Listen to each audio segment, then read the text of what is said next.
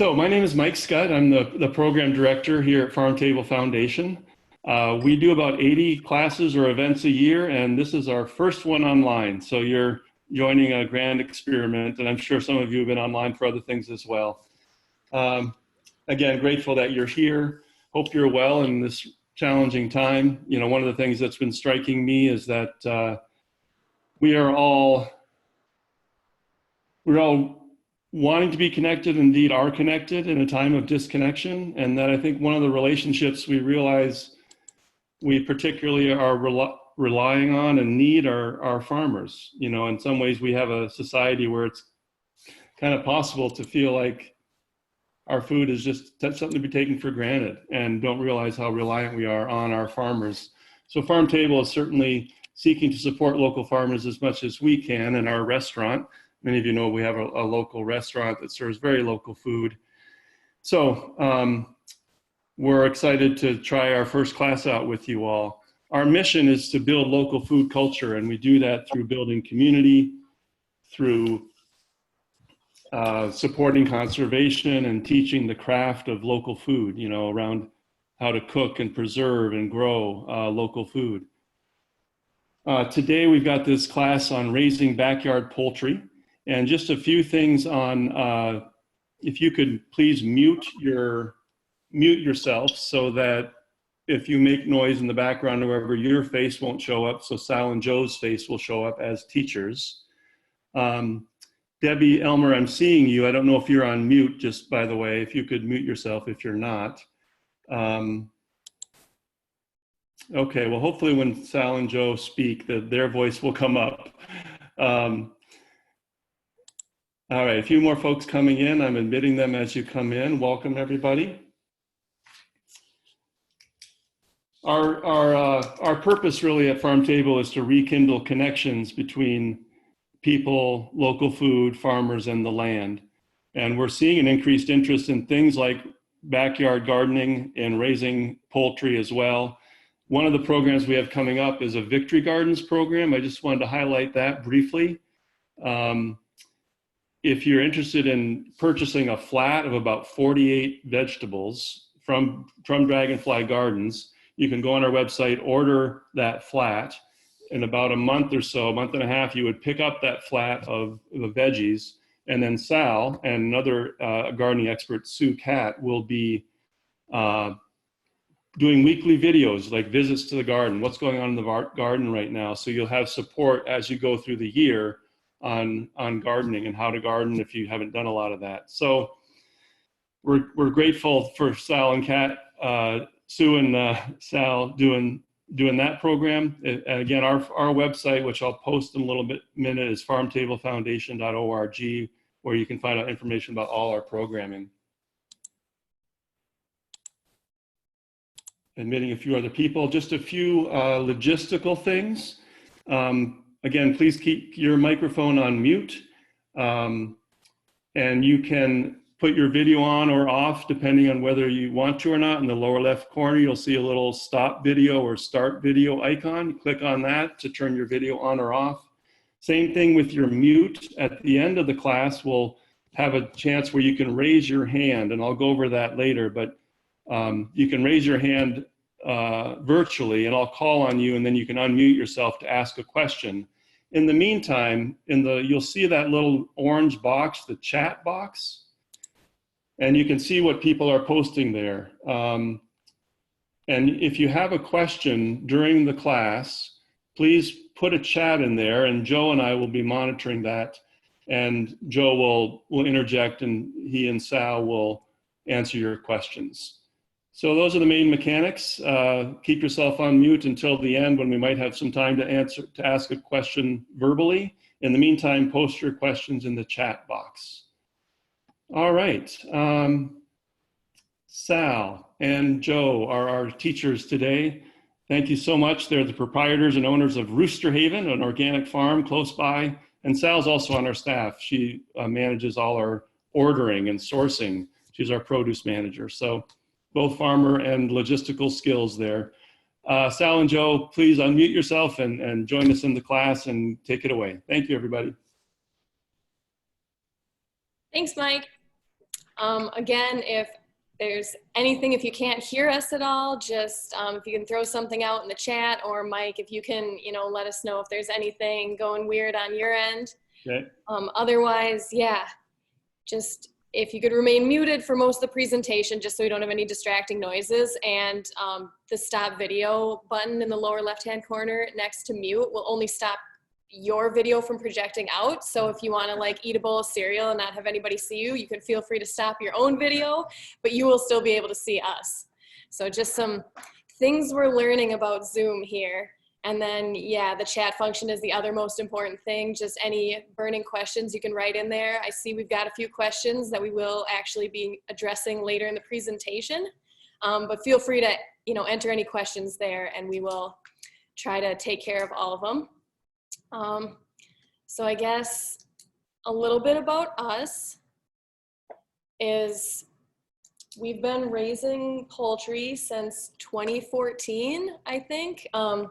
I raised chickens for 2 years in 2008 and 2009, just some chickens I got from our local farm store, and had no idea what I was doing, and figured out a lot of things to do right and a lot of things to do wrong. But then for the past 6 years, I think we've been exploring a lot more with raising birds for eggs. We raise birds for meat. We've raised chickens, ducks, geese, and then this year we're going to be getting turkeys. So we've kind of experimented with a wide variety of fowl, and we are hoping that all of our experiences will be valuable to you, whether you're interested in getting birds for the first time, or whether you have tried it before in the past, or you grew up on a farm but you just want to learn a little bit more. We're just hoping that more people feel confident that they can be raising their own birds. So Joe, do you have anything to add to the intro? I do not at the moment, no. Okay, cool. And we'll have a little section at the end too where we can talk a little bit more about our farm and any contact information for any follow-up questions, or if you want to get to know us more. I am going to move over to our presentation now.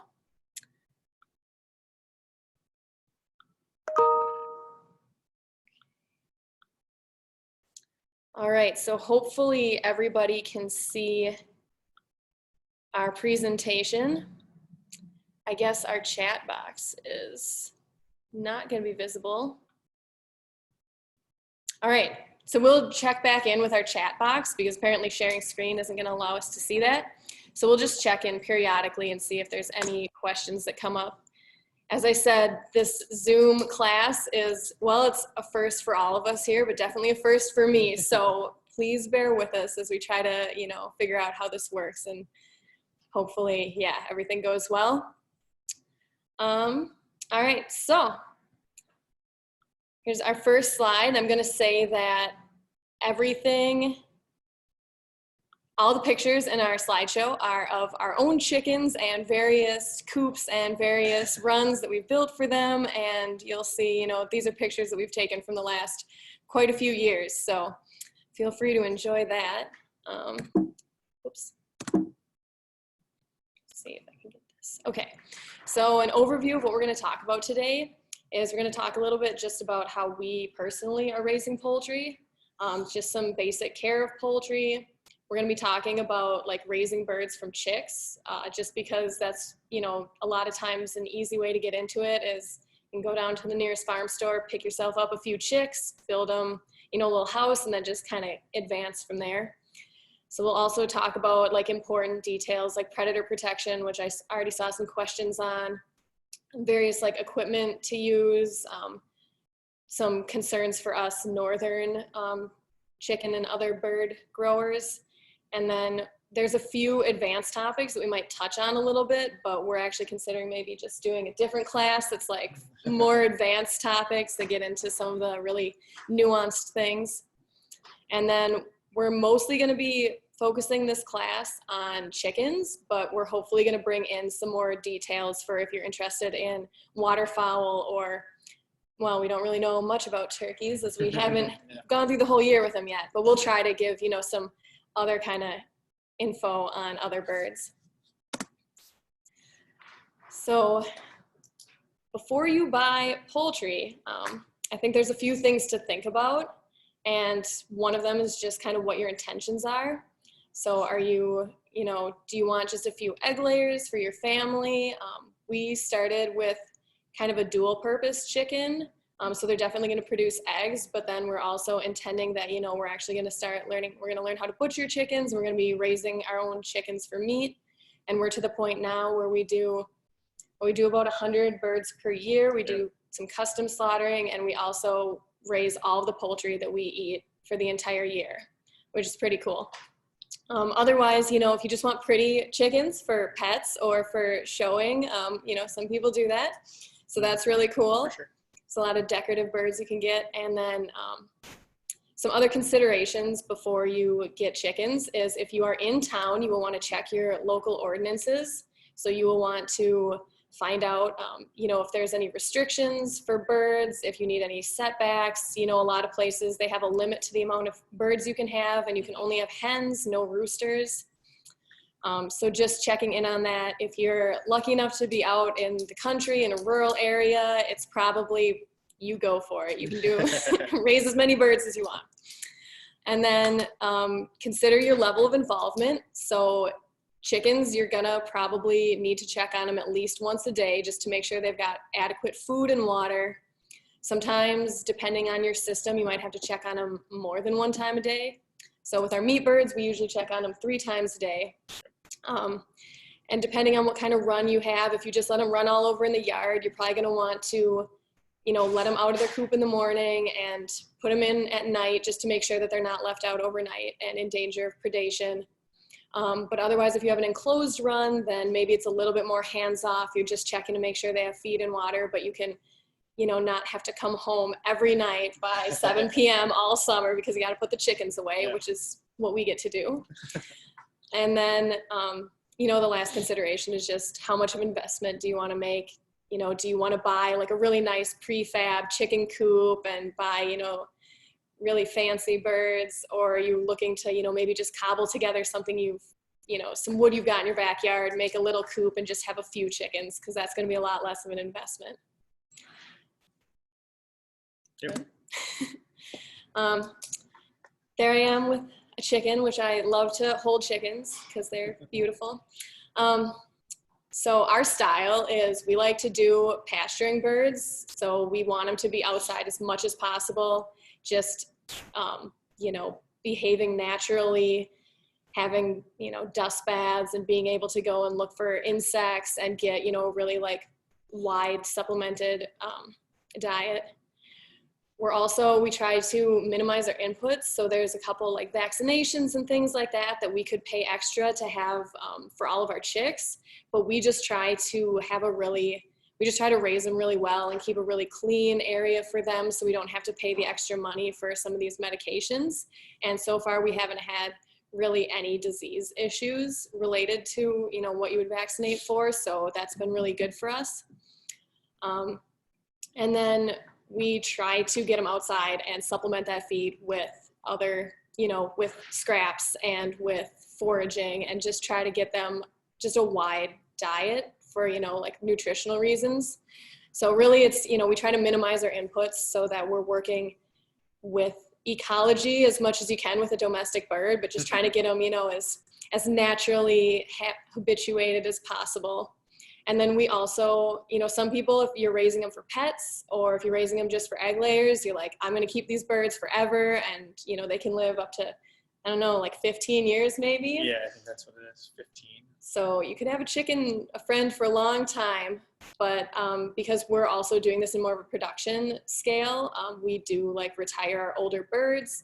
So when they're not laying or, if there's any issues with them, we will cycle through so that we're making sure that our birds are, young and productive. So that's just kind of up to, what your style is too. So you're going to develop your own poultry style. So some basic needs are, what every critter needs: water, food, shelter, space. And then we also think about the secondary needs like socialization and low stress. So we try to have our chickens, be able to interact with each other freely and make sure that there's not, they're not crowded, they're not bullying each other. And then I also have vet down because I know that there are some vets out there that can take care of like chickens and other barn animals. But if you want to have a vet that you can take your bird to if it's sick, like you will need to find this vet because it's a little bit more specialized. So we don't have any vets that we work with. That's why we try to do all of our own care, by ourselves. And then some basic equipment here is also listed. So you're gonna need you're gonna need their house. You're gonna need some bedding for that house. You're gonna need to figure out where you want them to run around, and then just how to water, how to feed, and then shade in the summer, and potentially lighting. And that's, in the winter, potentially you could have a heat light. Otherwise, you can change the amount of light they're getting to affect how well they're laying eggs. So especially in the winter when there's so little light outside, if you have supplementary lighting, that's gonna help them produce more eggs. So a couple different places you can source your chicks. We're probably just gonna really look at buying them. Otherwise, more advanced topic is you can let one of your own chickens brood some. Otherwise, you can incubate them, which we have done, and it's super cool.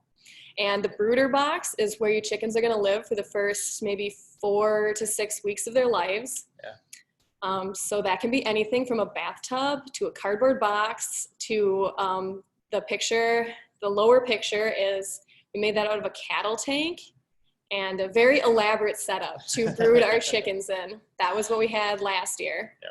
So that was a little bit more involved, but really that's just where you can keep them safe and warm and comfortable as they get bigger.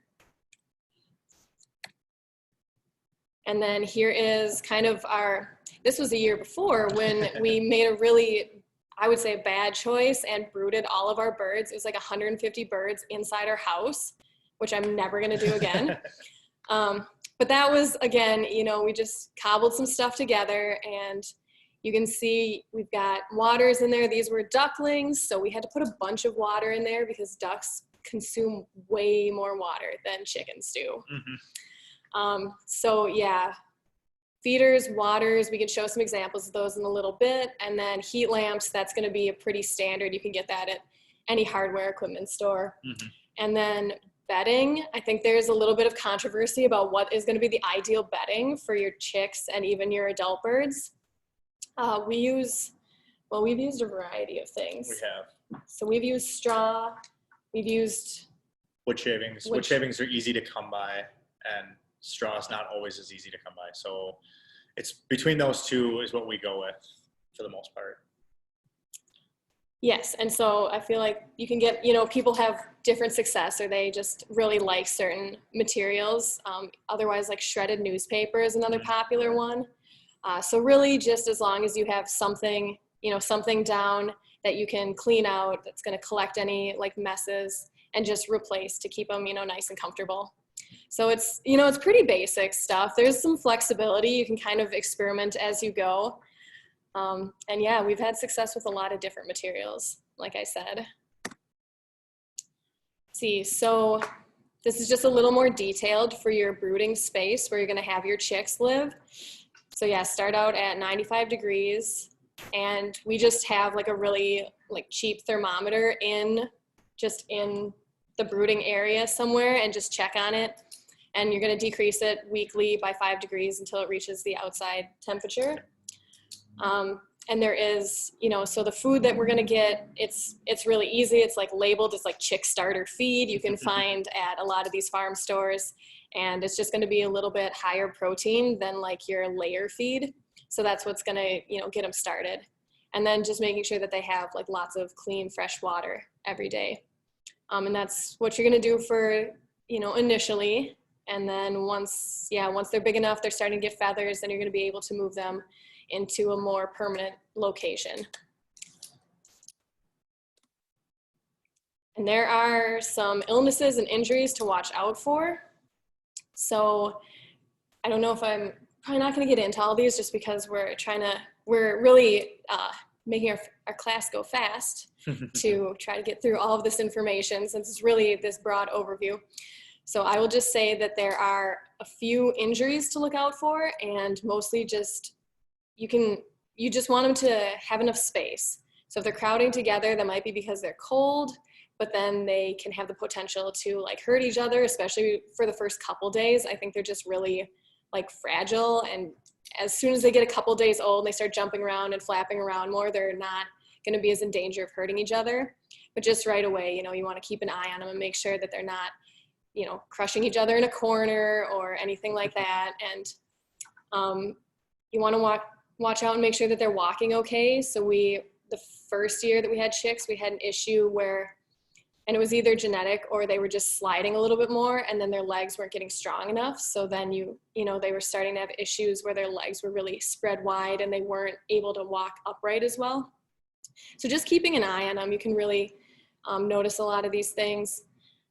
The cannibalism is potentially an issue, and we've had that a little bit where there's so many of them and they just like pick at each other a little bit, and then if one gets a little bit injured, they're just going to get attracted to that, and they're just going to keep trying to peck at each other, and then you get some like bloody spots, and if you leave them in there, then worse things could happen. But we've always noticed, you know, if they're starting to pick at each other, and we've had some slightly gruesome discoveries where we have to take that chick out and just put him in a separate little brooding location. And that's worked perfectly. We've never lost any chickens. You know, we just take them out, put a little like Vaseline or a little just something so that they are not itching their own injury, and just put them in another brooding location until they heal, and then they do just fine. Yeah. And as far as illnesses, I mean, we've lost maybe a few chicks of the hundreds of birds that we've raised to just, it's what we call like the droopy chick, where they don't look good. They're just really slow moving. They're not eating well. Yeah, they don't eat and drink. And we don't really know exactly what it is. It could be genetic or it could be malformation in the egg, but there's really not a lot we can do about it. So you just try to keep them as well as you can is really the biggest key. Yeah. Check on them often. You know, if you see them, try to take them out and help them out as much as you can. You can give them supplements. The electrolytes, sugar, can sometimes help perk them up, but you can't always save them all. Yeah. Yeah, and like we haven't really had issues with losing a lot of chicks. So I like the apple cider vinegar too, because that is gonna hopefully help with a few things. There's like, you know, we use like the raw stuff where there's probiotics, and I'm not super aware of, you know, the chicken digestive tract, but, you know, we try to supplement with like these natural, really affordable options. And that is hopefully going to take care of any parasitic things or any sort of weirdness that they're getting in their digestive system. Mm-hmm. So we usually do apple cider vinegar like the first week, and then we'll keep it up for, I don't know, maybe the first month or two, just periodically supplementing. Yeah. Yeah, not always, but you give it to them for a day and then you stop for a couple days and then you give it to them again. Yep, just a couple tablespoons per gallon of water, mm-hmm. Just like something easy to pour in, and just, yeah, have not had too many illness issues. And then, I mean, like the pasty butt thing is just something that's an issue in like the first week or so.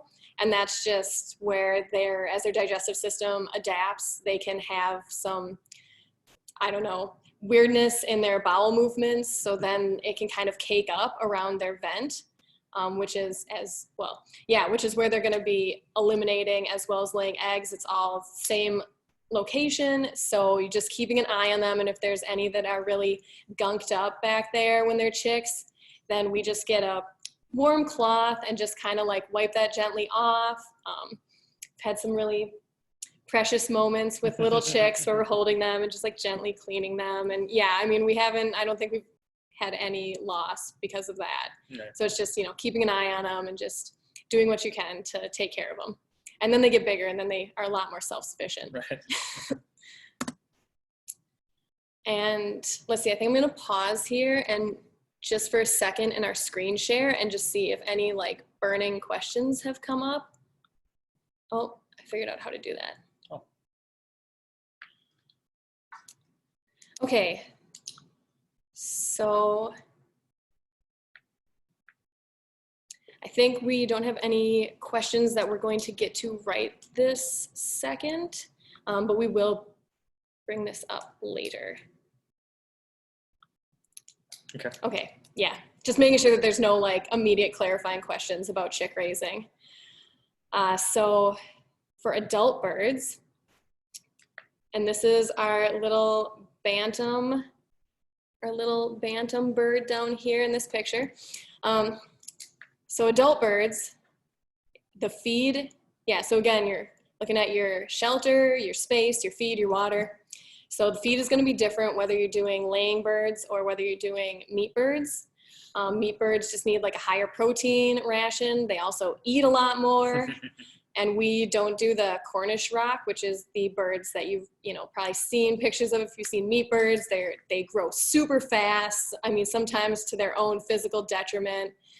They just put on weight like crazy. We have done a different breed, like a Red Ranger, Rainbow Ranger.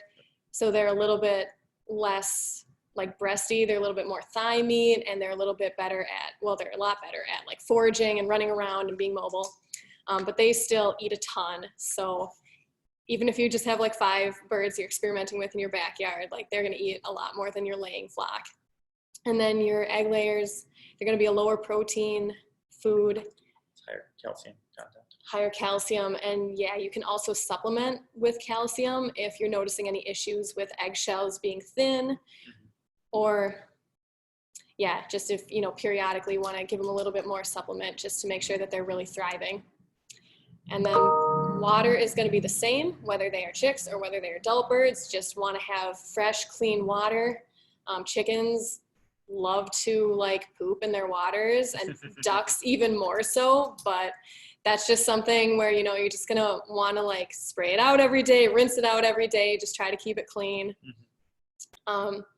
Also have, this is a little bit more for the higher level, socializing, making sure that those chickens are really fulfilled in life. So you can give them treats. Chickens love treats, and you can't train them to do tricks, but you can definitely train them to come to you every time you walk up near them because they think you're going to bring them a treat. So our birds are definitely at that point in the season. We don't bring them as many treats in the winter just because we don't want to get their coop and their run messy.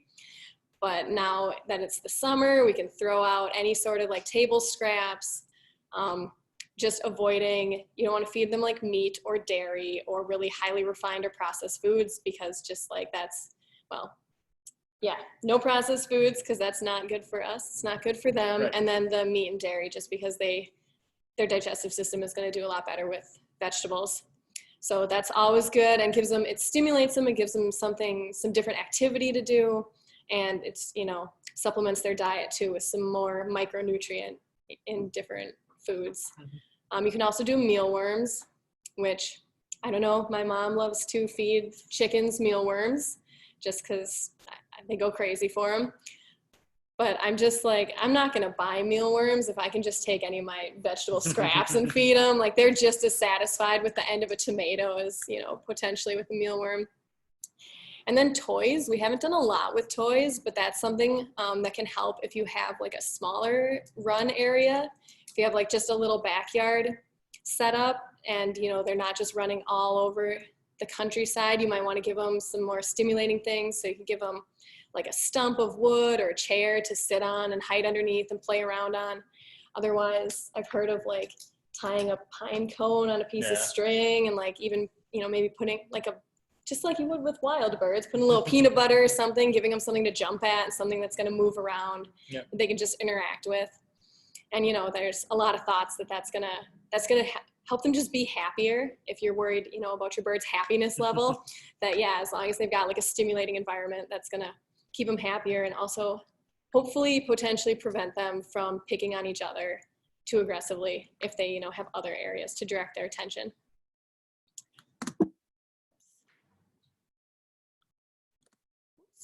Okay, I gotta go back a slide.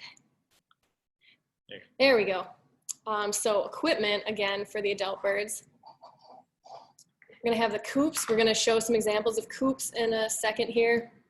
And then the run, that is whether you're gonna have a little fenced in area, whether you're just gonna open the door and let them run all over the yard.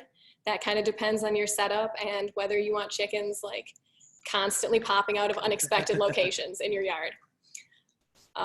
And then, so we'll go into these in a little bit more detail in a few slides. And then the waters and feeders are going to be very similar to what you got for them as chicks. You're just going to want them to be bigger. So we start with maybe well, it depends on the amount of birds, but it's like a quart-sized water or feeder when they're chicks. And then by the time they are adult birds, you know, we're up to, our waters are gallon waters or 5-gallon waters, and we have a couple of them out. So that's, but yeah, that's very dependent on the size of your flock. And then your shade is going to be useful. As I said, with us northern growers, we get the extremes of super cold weather in the winter and then super hot weather in the summer. So having some shade out there for your chickens in the summertime is going to be really nice. It's also super helpful if you're worried about aerial predators. Having something that they can quickly run and hide under is going to be really good. And you will see chickens, they're fairly smart. Like when they see a shadow of a bird, even if it's just a crow flying over, they're going to look where, you know, where can they go and get protection. So it's good to have just any sort of device that can provide them a little shade. And then the lighting is more, as I said earlier, just potentially to keep them warm in the winter or to try to keep their egg laying, their productivity up in the winter. So this is one of our really intense coops, or one of the really involved ones that we have. Just gonna pause that. Yeah, so you can build coops out of pretty much anything. I think we have built probably 6 or so coops over the last 6 years. So this one was pretty neat. I don't know if you want to talk about that at all, Joe. I mean, I can. So it's just hog panels built on and bent over a frame. It works really nice because it's tall enough that we can get into it easily. The ends are always a little iffy to do, but we just built it all out of scrap wood because that's what we do a lot of. Scrap wood and tarps that I could find. So yeah. Yeah. I don't know. Yeah, and so, right, we're lucky enough to have a lot of scrap materials, so that is always a great way. I think at least half, if not all of the coops are just made mostly out of scrap things that we have laying around. And then in these pictures, you can also kind of see in the bottom left, we have some handmade trough style feeders that we made from these large cardboard tubes that Joe cut in half. They were not waterproof though, so after a couple of rainstorms, they melted. Yep. But they were great right away. And then in the upper right-hand corner, water is a huge thing when you're like, I don't know, 300 feet away from your hose or your nearest like water source. So we just had a large drum that we filled up with a hose, and then we could just gravity water, fill their waters. So another thing, you know, is just thinking about how close you are to your water if you're in a rural area, or if you have your chickens in the farthest corner of your backyard, just thinking about like, how am I going to get water to them easier? Because you don't want to realize in the middle of winter that you have to lug out like a 5-gallon thing of water every day, because that's just really annoying. So yeah, but we've come up with solutions to all of our problems over time. And in the bottom right-hand corner, you can see one of our shade structures is just a reclaimed trampoline. And that worked really well and was also free. So that, that worked out for what we needed it to. And I think we've got some other styles of coops that we've built. On the left is actually, well, we've got one coop that was a smaller coop, and then we got more chickens. So we actually just built another coop in kind of an L shape around the inner coop, which is very strange, but it was also an easy way to keep separated. You know, if we wanted to have like our older birds or our laying birds in one coop and then have some meat birds or some younger birds in the other coop, we were able to separate them out really easily, and even to the point where we had separate runs for them. So they could each go into different areas. And then on the right is one that I think we initially built it for ducks. And then, yeah, that one was pretty cool. Just some scrap wood, and then we got some scrap metal roofing from, anybody that's building pole shed or doing roofing. It's great to get some of these materials because then that keeps them dry. And then this one we actually ended up raising up on stilts because ducks are so messy because they love playing in water. So, and this one is still, we built it a couple years ago, but we still have it. And it's about 2 or 3 feet off the ground, 2 feet? 1.5 feet. 1.5 feet off the ground. But we just have some 4x4s where the structural, kind of the corner pieces for it. And so this was initially when we put it down, and then we realized that they were just splashing water everywhere. So we actually like physically pick this thing up out of the ground and just have it now. So it's up on stilts so that any moisture and stuff can fall through. The floor is just like galvanized. Yeah, it's just wire mesh. Yeah, just a wire mesh. And then we put some bedding on top of the wire mesh, but really all the liquids can fall through. So there's just an infinite, amount of ways to build a coop here. And let's see. Yes, here is some resources. Pretty much if you look on the internet and you say, plans for chicken coop, you're gonna find so many different kinds. And yeah, some of them you can get kits that are gonna, you can get the plans and you can buy your own wood. There are kits that come with everything you need. We've done a lot of, back when we were allowed to go to the library, we did a lot of checking out of just like homesteading skill books and just all different kinds of, chicken raising books. And they're also going to have just a wealth of resources. And a lot of those will take what we need from these resources, and then we will, just kind of do our own thing with them. Mm-hmm. So cobbling is the last point here. We cobble together everything that we make, and that just seems to be how it works. Yeah. So that's our style. Some people, especially if you're in an more urban setting, you might want to have your chicken coop look really respectable so that the neighbors don't complain. But that's pretty much, you're going to figure out what you would like for your aesthetic. And then nesting boxes are going to be an element in your coop there for if you have laying birds. Here's just a couple of styles. You'll notice the lower style is really just like reusable. They're just kitty litter boxes that surprisingly worked great for nesting boxes. You can pick them up, you can dump them out, refill them with nice bedding. And then the upper picture is ones that were, actually made, cobbled together out of scrap wood again. And I guess the amount of boxes, you don't need as many nesting boxes as you have chickens, which is nice. Mm-hmm. But usually you want at least 2 boxes, even if you only have a few birds, just because chickens will be picky and they will have a favorite and they will only use 1 box. Even if there's 2 boxes, they'll sit there and wait for another chicken to get out of the nesting box that they like. So just, chickens having personalities, I suppose. And then just some suggestions for dimensions here. Let's see. And then roosts are another feature. That is where your chickens are going to need to sleep at night. They're going to need to sleep off the ground because it makes them feel safe. And initially, in the first couple of years, we just used wood bars, metal bars. We just repurposed like even broken broom handles and things like that to make roosts. And that works. That works fine. But then Joe kind of brought up, or he prefers using 2x4s. Helps to cover their feet when it's during the winter time. So otherwise the ends of their claws or their ends of their feet get cold. So if their feet are flat, they can lay down on them completely. Yeah. So just that's a little hack there is, then they're going to be able to, keep their feet nice and protected, hopefully from the cold. Mm-hmm. And then you are going to want probably, like a good foot per bird, because they're going to spread out a little bit more in the summer. And then in the winter, it's going to be nice. They're going to huddle close together and they're going to keep each other warm. Mm-hmm. And then here is for fencing. There's a lot of different options for fencing. You can have them totally out there in the open, wandering around the yard. You can have them completely enclosed so that you could use like chicken wire, and you could make a run that is covered on all sides, and that is going to keep them probably a lot safer from predators and also keep them from getting out and messing up your flower beds or your garden or anything else or escaping.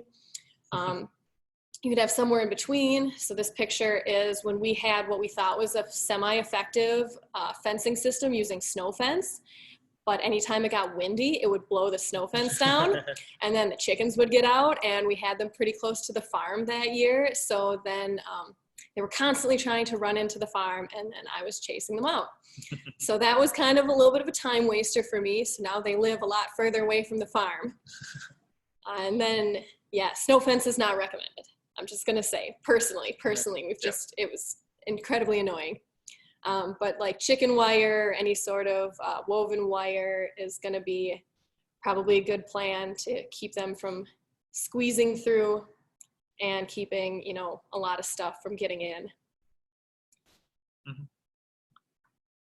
And then I think before we talk about predator protection, I'm gonna check again on our chat and see if any other like really burning questions have come up. I think a lot of these we're gonna address at the end, but thank you for, yeah, sharing the questions. Yeah, these are great questions, and we are definitely gonna be able to cover a lot of this stuff.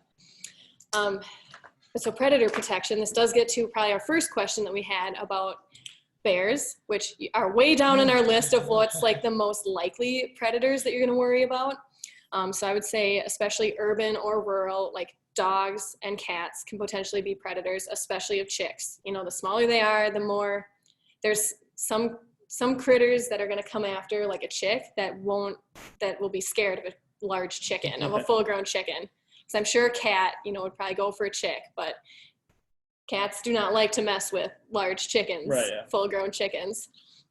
Raccoons, over the years, we've had a little bit of issue with raccoons. Mostly, I mean, once that was chicks, the raccoon was trying to get at chicks. And then later on, I don't know, that was quite a while ago. So yeah. They are willing to get in there. And then I guess last year we had a raccoon that was in our we had mobile like chicken tractors for all of our meat chickens. And the raccoon was trying to reach under and trying to grab chickens. And a couple of the chickens that weren't very smart at night would just sit next to the edge, and then the raccoon would grab them. So that was, we mostly just improved the protection around that coop. So we actually put cinder blocks around the base of it. We don't always do things most efficiently, even though we wish that we would and could. So yeah, we just had a mobile coop that then we would also have to move cinder blocks to surround it. So that was kind of a last ditch desperation. Like we only need to keep it out for 2 more weeks kind of solution. But just, yeah, checking your coop, checking your runs, seeing if, you know, something's trying to get in, and then just maybe adding on a little extra level of protection. We have not had issues with fox or coyotes, even though we now have a fox family that lives nearby. So we will explore that as we have to. We had issues with mink quite a few years ago. Or weasels. Those ones are very difficult predators because it's not like you can tell that they're trying to get in. It's not that, you know, it's like a big thing that you can kind of scare away, or if you have a dog that's going to keep a lot, you know, a dog's going to keep a lot of the raccoons, fox, coyotes out of your yard and away from your chickens. But the mink and the weasels they can fit in such small spaces that is something that it's just like, if they don't come near, you're lucky. And if you've got one, we ended up just getting rid of our chickens that year. We gave them away to a different farmer, just let that mink or that weasel move on through and leave our territory, and then brought in chickens, you know, like a year later. So that was just because they were getting in anywhere in the coop, anywhere there was even a tiny little hole in the chicken wire, they're able to get in, and they are trouble.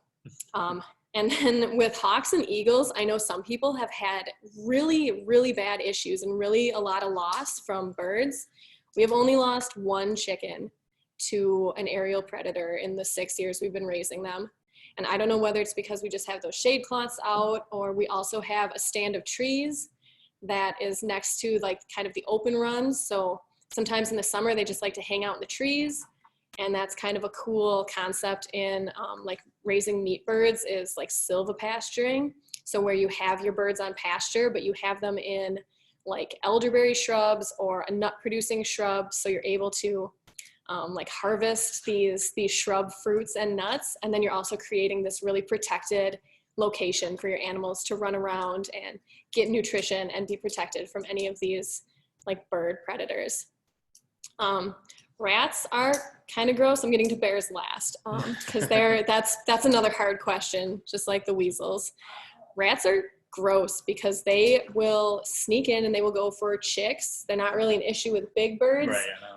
but they are, again, they're kind of like the mink and weasels. They're just really small and they can get in, and they will kill really small birds if they can. As far as bears, we have only had one incident with a bear, and I'm gonna let Joe mention that. Ooh, I don't know. So my parents had an issue with that. It came in and ripped the coop door off, and they gave their birds to us because they couldn't do anything about that.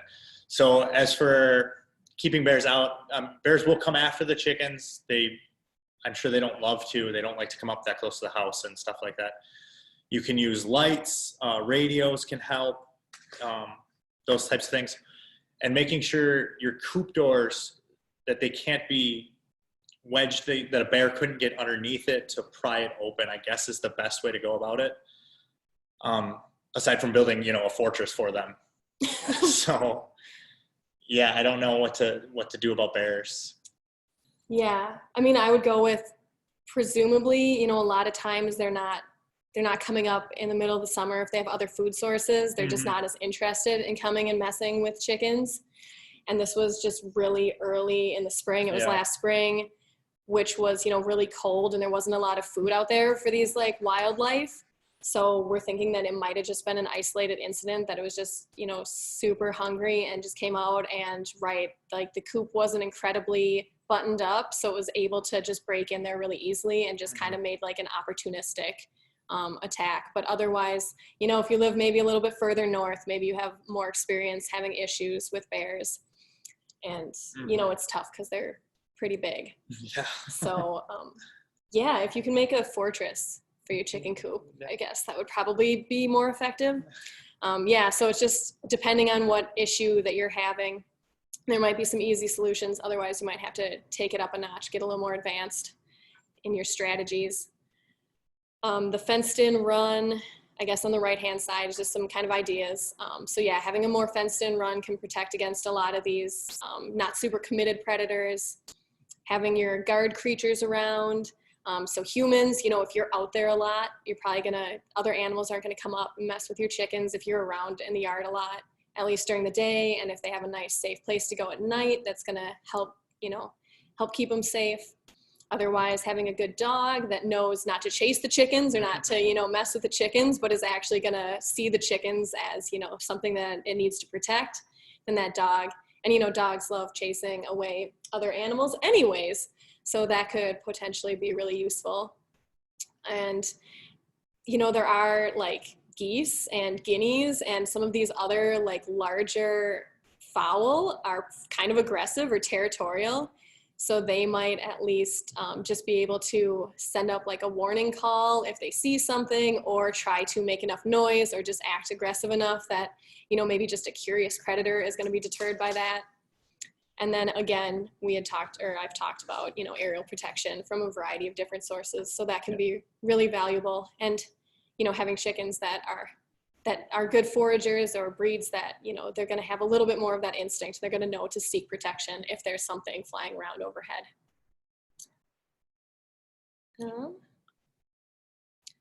Sanitation is just, keep things clean. That's going to help prevent disease. It's going to help prevent pests. So just making sure that, every once in a while you're cleaning it, or if it gets really dirty, if chickens love to sit on top of their feeders and waters and poop in them and poop down the side. And so if you start to see some buildup, then just like take that, scrub it. I just go with like some soap and water even for that. And you can always sanitize. If you need to sanitize something, with diluted bleach is just the best sanitizer. But a lot of times, we'll just clean things because they don't really need to be sanitized. When we do like our meat things, our meat birds, the equipment that we use, we will sanitize before we put it into storage, just so that there aren't any like little pathogens hiding in it somewhere. But as far as if it's just actively in use, I think just cleaning it periodically is going to be just fine. Mm-hmm. And then your coop, you're going to want to clean periodically, depending on how what kind of bedding you use and what your system is. So you can do deep bedding where you just keep adding more and more and more bedding, and that you're gonna probably wanna clean twice a year, and you're gonna scoop that out, and that is gonna make amazing, it's gonna break down to be amazing compost. Otherwise, if you're not doing like a deep bedding system, then you might wanna clean it a little more frequently, just when it starts to get dirty and it's not as, you know, open and clean for them. So that is also dependent on like your coop that you have. If it's a pretty small one, you're gonna probably wanna clean it more often. Otherwise, yeah, if they've got plenty of room, it's probably gonna take a while before they get it super dirty. And then, so we've got a few more points to just touch on, a few more just considerations, and then we're gonna get into opening it up for questions. We're gonna address all the questions that have come up over time, and then we're gonna kind of open it up to any other questions that anybody might have. So winterizing is a consideration that we don't have to think about for quite a few months now, which is nice. But there are ways, you know, to just have your coop be nice and warm. Chickens are quite cold hardy. So there's a lot of breeds that shouldn't need really anything at all to survive the winter. So if you have like a nice coop, it's, you know, and you want your coop to be a little more airy in the summer. So whether that's, you know, having a window that you can open or just leaving the door open. And then, you know, potentially you're going to want to put a little extra layer over that in the winter just to keep the drafts out. We have done heat lamps. Our chickens are spoiled, so we do have some heat lamps when it gets really cold in the winter. And last winter, when it was, you know, -30 for days in a row, I feel like that is maybe the time where you might want to throw in a lamp, even if you normally wouldn't, just because it was such a prolonged period of cold. And that's kind of my opinion. Or, you know, I'm just tenderhearted when it comes to chickens. Otherwise, this year we tried just supplementing. So it was just our layer flock that we had over the winter. And so that's going to be that lower protein feed, but we just mixed in, we just got some of like, it's your food that you're going to get for your meat birds, your meat maker or your grower food. Yeah. It's going to be a higher protein content. And so it's because they were molting super late in the year, and then it got cold and they were just like not growing in their feathers and it was cold. And so we gave them a little bit of higher protein feed mixed in with their usual layer feed to make sure that we're, you know, still getting them the calcium that they need. And it looks like they grew their feathers in then really, really well. And a lot quicker. Yep. So we were hoping that the higher protein just kind of helped bolster them, get them a little bit stronger and a little bit more, you know, nice fat layer to protect them against the cold. And then frostbite it's probably going to happen a little bit on your chickens, which mainly is you're going to be able to see it if you have a chicken that has a single comb. Or big single comb. Yeah, any sort of, you can get more winter adapted breeds. They're going to have a smaller comb. So that's like, you know, their little ridge on top of their head. They've got some cool kinds, some like rose combs, and like where they're for winter adapted birds. So they're going to be shorter. And then, you might see a little bit of blackening on any of these like taller combed birds, and that is it doesn't really hurt them. It doesn't really bother them. So you might just notice it and it's just fine. They might lose a little bit of the tips of their comb, but that's just kind of up here. That happens a little bit to our birds. Otherwise, if you want to prevent it, you know, they say you can put like Vaseline on your birds' combs. Or, you know, if you see them starting to get a little bit black, you might just put something down just to try to insulate it a little bit and make sure it's not going to like sting them. So that's pretty much all you can do. There's not a ton. They're usually pretty hardy. I don't think we've really lost many birds, maybe a few in the past, you know, many years. We've only lost a few birds over the winter, but generally they do just fine and come out in the spring and look great. And then, I mean, there's a few different ailments and injuries that can affect adult birds. Some of the same things that can affect chicks, but there's a lot of things that don't really overlap. So there are some respiratory issues that your adult chickens can get, and that's a lot of times if the coop is getting really like dusty, or they're just getting a lot of stuff in there. There's a lot of like just aerosolized stuff, and especially in the winter time, if they're only hanging out inside, they're getting it really dusty and dirty, and they're not going out and getting any fresh air, then they can potentially get some issues. So that, I guess, is just trying to just allow them to have a location where they can get out in the fresh air and just try to keep it nice and keep, the airflow going is going to be a way to protect against that. Mm-hmm. And then some of the injuries, it's kind of the raising chickens, you have to watch out for the predators. You have to watch out if they're really crowded or they're really picking on each other. Then again, they can kind of pick into, one of their friend birds, and you'll see a little bloody spot. And then, with the adult birds, you don't usually need to segregate them unless it gets really bad. It's mostly just getting something on that so that it's not bleeding or anything, so that they're not going to get an infection, and so that there's not something for the other birds to be attracted to. The frostbite, just preventative stuff. Prolapse event, I would say, is an advanced topic, and just we're hoping that you don't have to deal with that, because it is a pain to try to treat at home, and your other alternative is culling your birds. And then bumblefoot is something that we had 2 birds get this year, and it's where if they step on something and it like pokes the bottom of their foot, and then it gets all swollen, and it could potentially be fatal. Otherwise, we had 2 just recover from it. They were really wild birds, so they were really hard to catch and and wipe it down and put antibiotics, ointment on it every day, which is what the recommended treatment would be. But they were just really stubborn. We think that they both got it from piercing their foot on the barbed wire fence when they were flying out of, their enclosed run that they're supposed to stay in. But they were both mean and hardy, and they recovered from it. And then this picture is just, we had chicks with splayed legs, and most of them got fine. Most of them, developed that strength and were able to grow up and be okay. This was one that made it to adulthood, and it got worse and worse. I wouldn't say adulthood. Well, I think we culled that one at 4 weeks, probably 5 weeks. Yeah, I think it was around 5 weeks. We decided we couldn't do anything for her, so. Yeah, and that was after 5 weeks of, trying to do all of the recommended treatments and everything to try to help strengthen her. Yeah. And, it just got to the point where the quality of life was, we had to make that decision.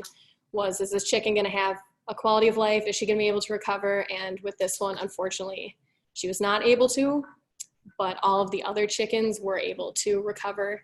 A few of them had some kind of weird toes then in adulthood, but they all regained strength in their legs. And this was just, this is an advanced topic, and I was going to take this slide out, but it's just so cool. We have, cool and annoying. So we have this bird. I hope we can actually see this stuff. So we have this bird that always goes and hides and then hatches chicks, and we can't stop her. And she's done it 4 or 5 times. So this is just, one of those things, if you're really getting into chicken raising and you've got a rooster along with your hens and you want to have some cute little chicks, then there's ways to do that. She just decides to do it on her own. So I just thought I'd leave this in because there's some cute pictures. We call her Mama because she has so many chicks. And now, raising other kinds of fowl, I would say for the large part, it's going to be similar to raising chickens. Yeah. So we mostly just have experience with raising waterfowl. And with them, I guess the main difference is they drink a lot more water and they play in a lot more water, and they are therefore way more messy when they're just spraying water around all the time. Mm-hmm. So ducks they are cute and they are awesome, but they are smelly because they're always just in the water spraying it out. And so then with, considerations with that is how to keep them from getting, their coop really dirty, and how to try to, keep it cleaner.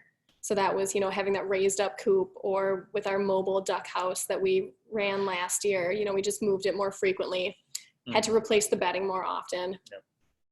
But otherwise, waterfowl are really fun. And I think I just have some lists of other birds that you could, or that people do raise for either eggs or meat or decorative or pets or whatever. And we can take a few more questions on that at the end if anybody has any specific things they're wondering.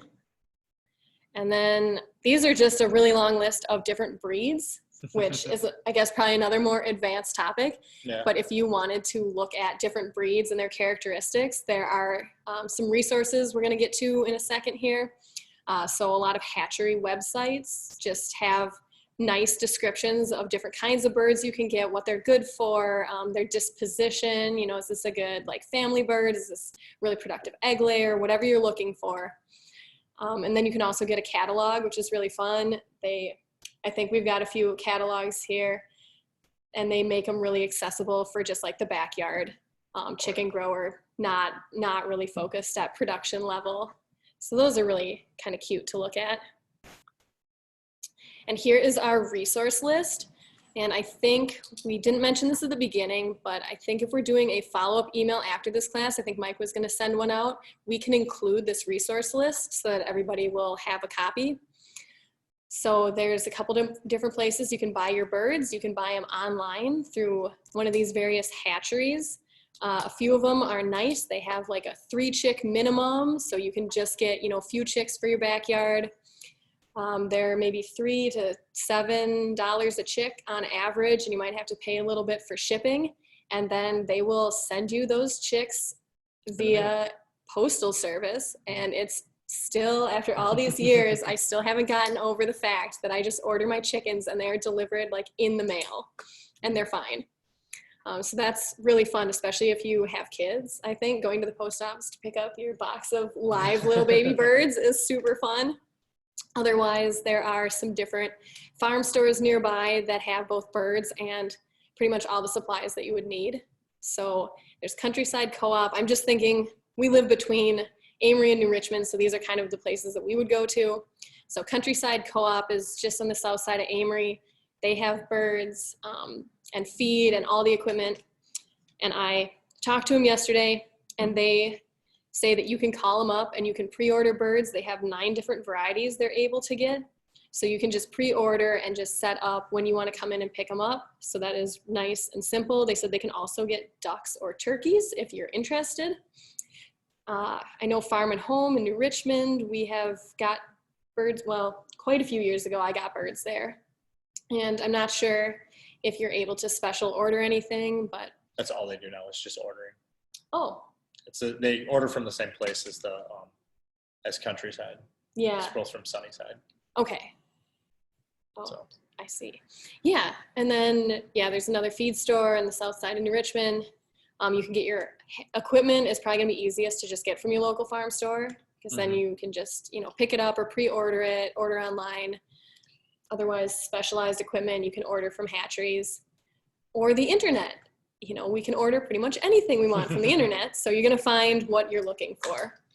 And for more information, the Stories Guide to Raising Chickens is usually a really good source. It's the Stories Guide to Raising just about every barnyard animal you could imagine, so that's a pretty comprehensive resource if you like having like a book in your hand. I also love this backyardpoultry.com website because it is a lot of just open forum. So it's a lot of people at home asking questions, asking like really specific, really specific things where if I can't find an answer in like print resource or an online resource, I'll go to this like chat room of people that have been raising birds for a long time and just see what I can find out from people's real experiences. And otherwise the hatchery websites do a really good job of, they'll go over all this like basic information we've talked about. They will hopefully be able to, provide even more additional resources if there's specific questions, or you can always call them up and try to get a hold of some chicken expert that can answer your questions. And this is our thank you slide. So we're about to open it up to questions in a minute here. This is our information. So our farm again is Roosterhaven. We're just south of Deer Park.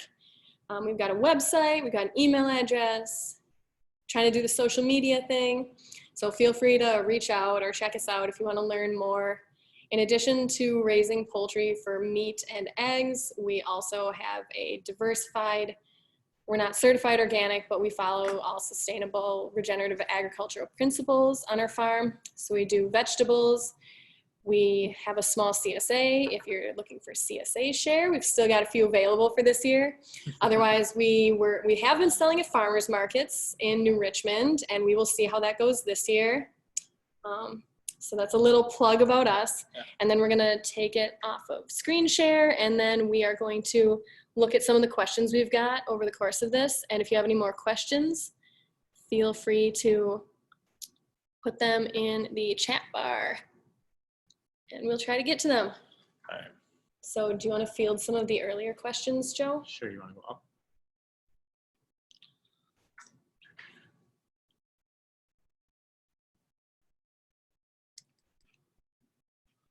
So when we retire our chickens, we call them. And we usually try to do it every 3 years or so for our egg layers. And yeah, and we just eat them, stewing hens. They're small, but it's all meat, so. Yeah, and I will say, yeah, we'll try to say the question or summarize the question Oh, I'm before we sorry, answer yeah. it too. Yes, so this question was about retiring chickens, if we eat them or not. And we do, because we try to be very, we try to use up everything and not let, not let anything go to waste. Here, you want to read the question while I... Which one are we addressing now? Let's go with, so the question is, how do you end the life of a chick that's not thriving? It's kind of gross, but we take it out back and cut its head off. It's the quickest way we've found to do it. Right. It's not fun, but it's something, if the chick is not doing well, we feel it's in its best interest to end it as quickly as possible. And I would say that's more in really extreme situations, Yeah. if it's like injured or like having some sort of really bad issue.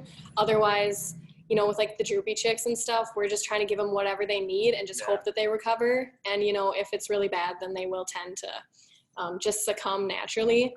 So, we try to balance that. Like, are they suffering or not? And if they're suffering, then that's when we're going to take it into our own hands and try to just minimize that.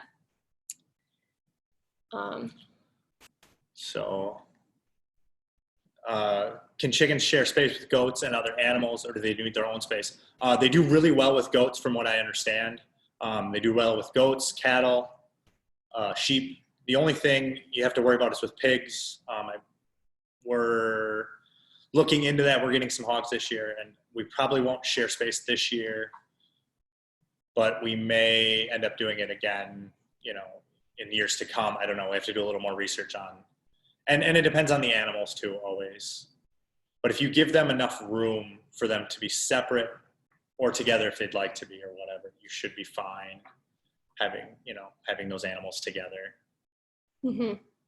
And they do really well in rotation. Oh, if you're rotating your larger animals, goats, sheep, cows, they're amazing to follow them with chickens, because chickens are going to redistribute any manure and just really keep your grass really nice. Mm-hmm. And I will say, if you want a copy of the PowerPoint, feel free to email Mike or I.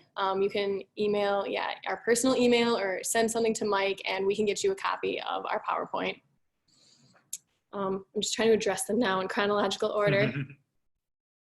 Okay, for the question on having brooding chickens or brooding hens laying on eggs, that's also great debate in the poultry forums. A lot of people will separate out brooding hens and their chicks for the first couple weeks before introducing them to the flock, just to make sure that the chicks are big enough and they're able to kind of run around and get away from any aggressive birds, but the hen is usually pretty good at protecting them. Otherwise, I know some people, if they've got really docile birds, again, this is going to be breed specific, if they have really docile birds, they might just let them all hang out together and just not have any worries about chicks. Do we want to talk about breed varieties? Yeah, so there's a question on specific breeds, like laying hens that are good coop or free range and gentle. I feel like Joe's the expert here. not the expert, but. So I like to go, if you go to the hatchery websites, they'll give you a lot of that information. We spent the first 5 years doing this, just buying whatever looked cool and seemed like a good plan at the time. So now we have this menagerie of just whatever. We are this year going with ISA Browns, which are a little smaller, a little flightier. But I found that if you raise them, if you interact with them every day, especially when they're chicks, they will be gentle. They will be docile. As long as you don't have any roosters. Roosters are always kind of a pain. So I would just say, look through the hatchery websites or look up online to see what you can find about specific breeds. Yeah. Yeah, I would say it's a lot of interaction. If, if you go and hang out with them every day, they're just gonna be more confident and more comfortable with you. Let's see. Where are we at here? Whoa. I can read this. So this question is about the chicken runs. Should we put hardwire cloth on the bottom, or is it going to hurt their feet? I mean, I would say it's probably not necessary. You can probably. Well, we can go with the next one too, because that's, do you bury the chicken wire to keep predators out? So we haven't. My parents did. I don't know. It depends on what's around in your area. If you have a lot of fox or a lot of raccoon, then you probably could or should do that. As for putting it on the bottom, if you do put it on the bottom, I wouldn't go all the way across. I would only go about a foot in, because a lot of stuff is going to dig and or just reach underneath to try to grab what they can. As for hurting their feet, I don't think it would, as long as it's not sharp, so you bend the ends down, you should be okay. Right. Or just put a little strip of wood or something. Right. Yeah, just to prevent, the sharp ends. Mm-hmm. This question, have you heard of oregano to help digestion? There are a ton of I would say these holistic medicinal things, and I don't want to go too far like one way or another. I know that I do a lot of, I use a lot of supplements. I try to, birds, garlic and echinacea are also really recommended to be these natural things that you can supplement your birds with. So I would err on the side of it, isn't going to hurt. So might as well give it a try. As far as the scientific validity, they don't like to study stuff like that. So we may never know how effective it is, but it's certainly, they're going to like it. It's going to give them some good nutrition, and potentially it can be, a beneficial supplement for them. So yeah, any of this herbal, as long as it's, not like a weird supplement that you bought at the store, but as long as it's just like a natural crop, it's probably going to be fine for them. And if you're worried about it or wondering, again, check out some resources or go to an online forum and ask, and you can hear, people's experiences with that. And we've got one comment that is that there's a Facebook group called Amory Backyard Chickens. So that's super cool. Just throw that out there if anybody needs to or is curious and wants to get involved in that. We can add that to the resource list too, just for those in the local area that want to stay connected. Oh, the chickens that are on the thank you slide are, I think, one of my favorites, just because they're one of the earlier breeds that we did. They're called speckled Sussexes, and they are more of a rare breed chicken. Potentially, I don't know, there are a lot of really cool breeds that are even threatened because they're just not, they're not big meat production birds, and they're just kind of cool heritage birds.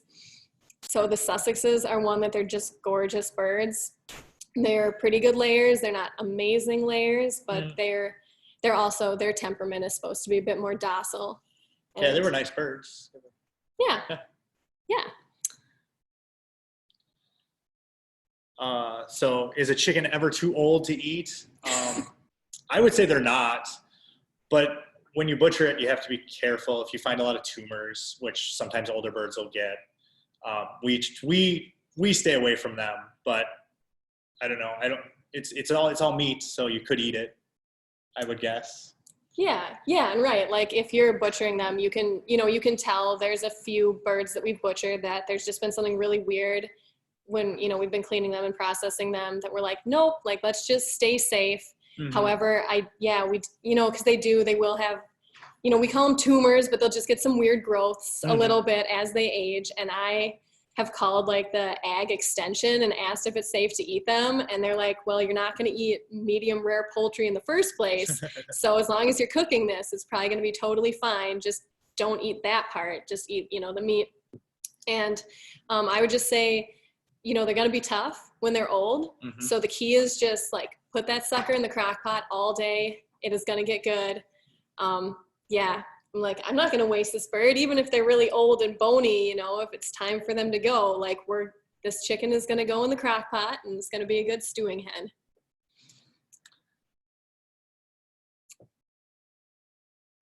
Okay, so how tall of a fence do you need to keep them in the run? That's a great question. I say because our chickens, some of them they're bad. They're just bad chickens. We've got like a 4.5 foot fence, and some chickens will just fly. They'll just fly up to this 4.5 foot fence and then just fly out. So I would almost say to 100% ensure they're staying in, deer fence, 8 to 10 feet tall. That'll keep those chickens in. But mostly that's too like the breed types. Some breeds just want to get out. Mm-hmm. And especially like those are birds that we didn't raise from chicks, so they weren't handled a lot. So they're just more independent to begin with. Otherwise, if these chickens are like, you're giving them treats and you're interacting with them a lot and they're a lot more friendly and docile, they're probably just not going to have the desire to fly out as much. Otherwise, building that enclosed run is going to ensure they're not getting out. Should we get down? No. So as for feed, the question is, what type of feed would you feed for dual purpose birds? The starter grower until they're 16 weeks, and then once they start laying, if you're going only for the meat from those dual purpose birds, then you could go with the grower or the meat bird ration until you're butchering. If you're gonna have them lay eggs for a while and then butcher them later on, I would go with the layer feed once they start laying eggs, and then they'll mature out big enough at that point. On just the layer feed, the protein content is not huge difference, like 17% in the layer feed to 20% in the meat bird, or 22%. So the meat bird feed just puts it on quicker. So if you're going for just meat birds, then I would do that. But if you're going to have them lay eggs first, go with the layer feed. And this question is, when you buy chicks, can you make sure there are no roosters? Yes, you can. I assume for almost all the breeds. There are a few very rare breeds that the hatcheries won't sex for you. They'll send you a straight run. But almost all the rest of them, you can pick if you want hens only. Yep. So. Diatomaceous earth. Thoughts on diatomaceous earth? We haven't ever used any for the birds, so I have no idea. So it's like a silicate mineral. So I would say inherently it's not going to be bad for them because they eat sand. They need sand. Mm-hmm. For their digestion, they need sand and small gravel and rocks.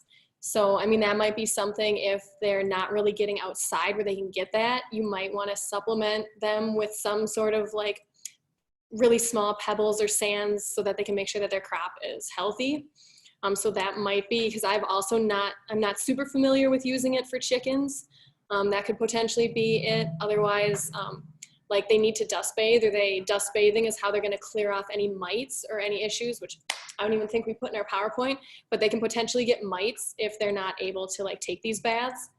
So potentially giving them like a little tray, maybe if they're inside all winter, they're not getting out as much, having a tray of like sand, or maybe that's what they're using, the diatomaceous earth, would be a way where they can take those baths and help clean themselves from any mites. Mm-hmm. So I haven't heard that it's bad, and just since it's like a natural substance, I wouldn't think that it would be too worrisome unless maybe it was just used in the wrong application. Like I probably wouldn't mix it in with food.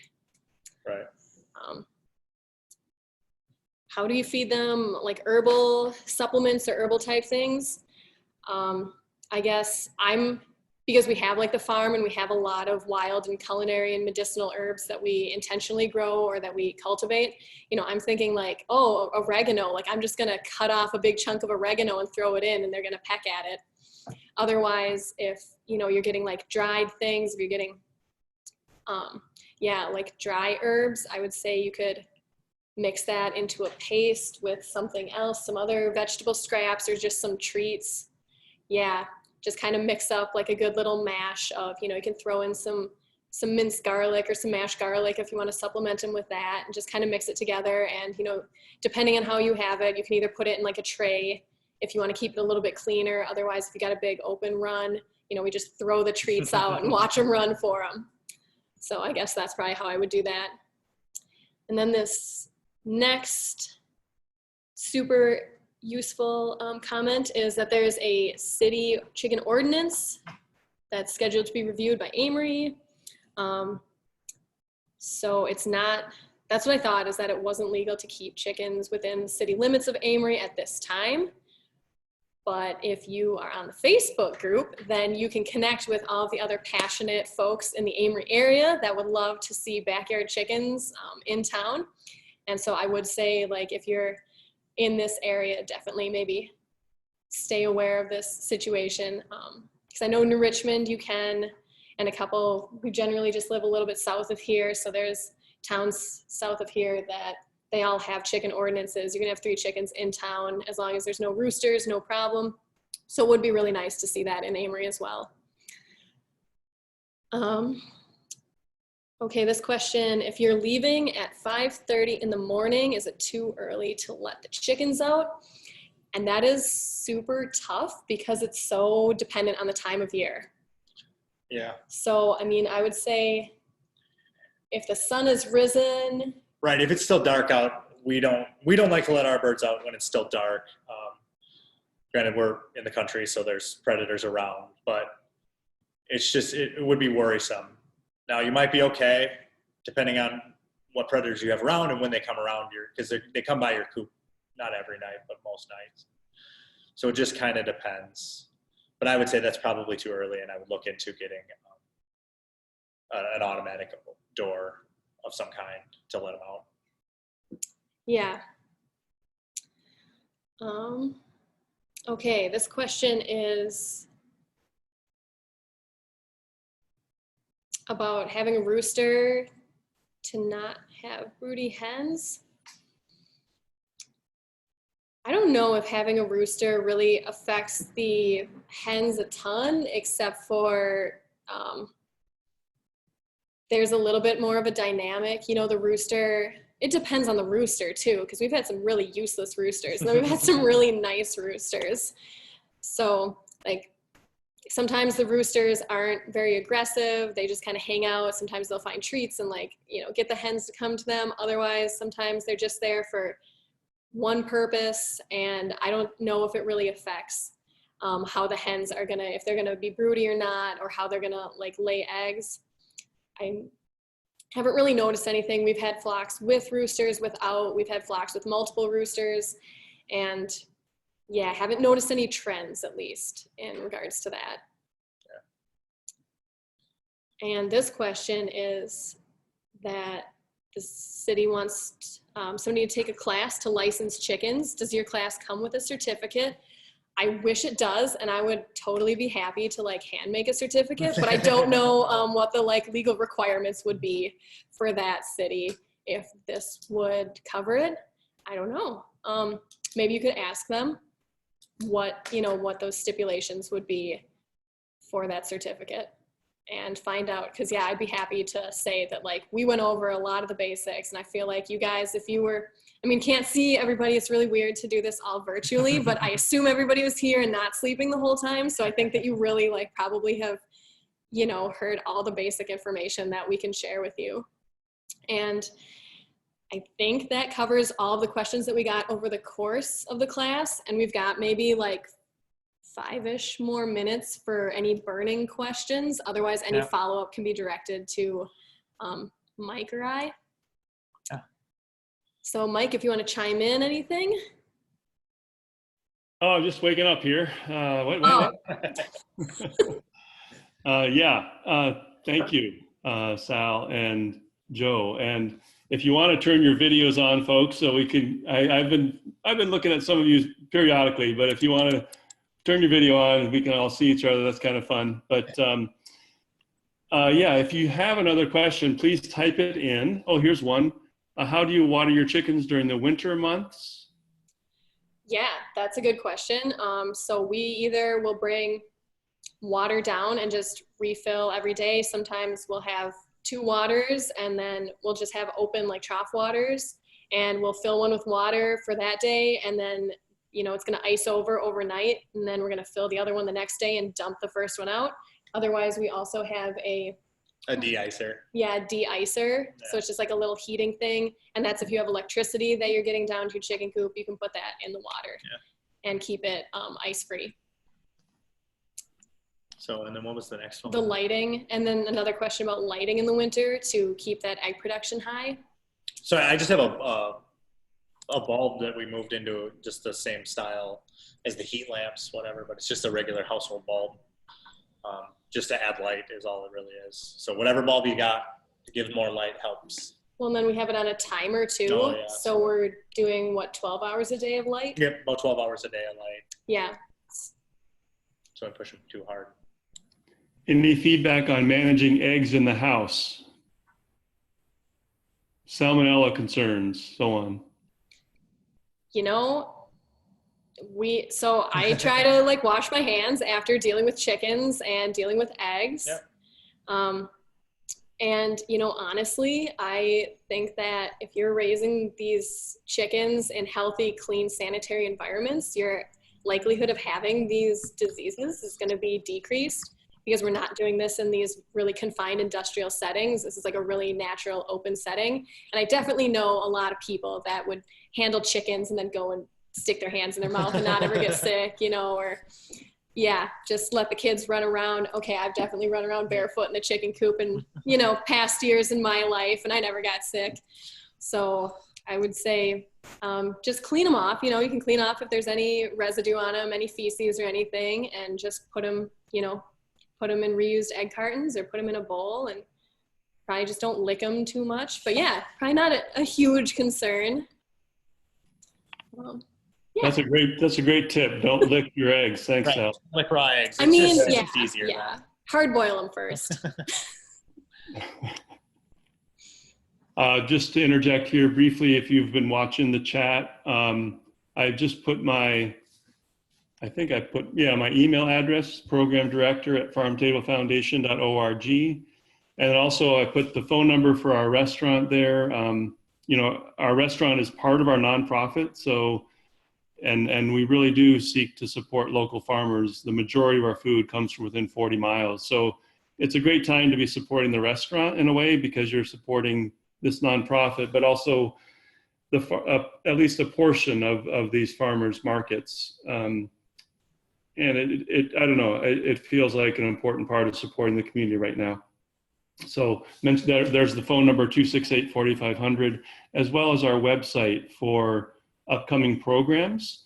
Sal's gonna be doing one on backyard gardening for beginners, as well as this weekly tutorial on Victory Gardens. We're really excited about that. So far, folks, 85 people now have purchased a Victory Garden in a tray from Dragonfly Gardens, and then we're going to have this weekly tutorial to help you, to guide you and support you as you grow your garden this year. So that's a possibility. We're also in May going to be offering a mindfulness class, mindfulness in the garden, mindfulness in the outdoors kind of class, conversation and mindfulness practice. So lots of neat things coming up. That's where you can find out about it, farmtablefoundation.org. Let's see here. No other questions have come in. Sal or Joe, anything you'd like to say? Thanks everybody for your interest in this topic and for joining us in our very first virtual class. It's been really, thanks, I need the thumbs up. It's super weird to not get that in-person feedback, but yeah, I hope that it was enjoyable for everybody and just appreciate, you know, getting to connect over things that we're all passionate about.